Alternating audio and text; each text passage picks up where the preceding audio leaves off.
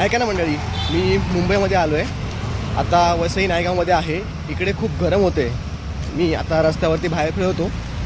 मला इथे एक ताटगोळ्याचं दुकान दिसलं आहे. मला खूप आवडतात, तर मी घेतो आहे. तुम्हाला पण दाखवतो. मंडळी, हा आहे ताटगोळा. महाराष्ट्रामध्ये जवळपास याला सगळ्याच ठिकाणी ताटगोळा म्हणूनच ओळखलं जातं.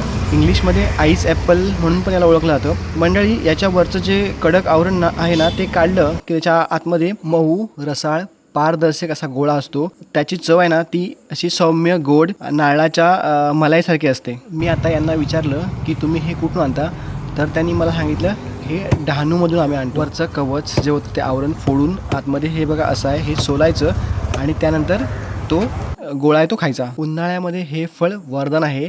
हे फळ खाल्ल्यामुळे शरीरातील पाण्याची पातळी टिकून राहते. मी 15 घेतलेत आणि घेऊन चाललो आहे घरी. तुम्हाला जर पचनाची समस्या असेल तर हे तुमच्यासाठी खूप फायदेशीर फळ आहे. त्याचबरोबर यामध्ये लोह, कॅल्शियम, पोटॅशियम असतं. याचमुळे ते आपल्याला खूप फायदेशीर ठरतं.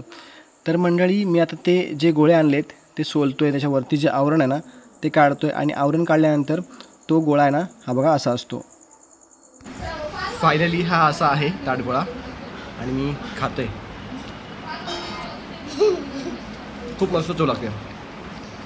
तुम्ही खाल्लात का? मला नक्कीच कमेंट करून सांगा.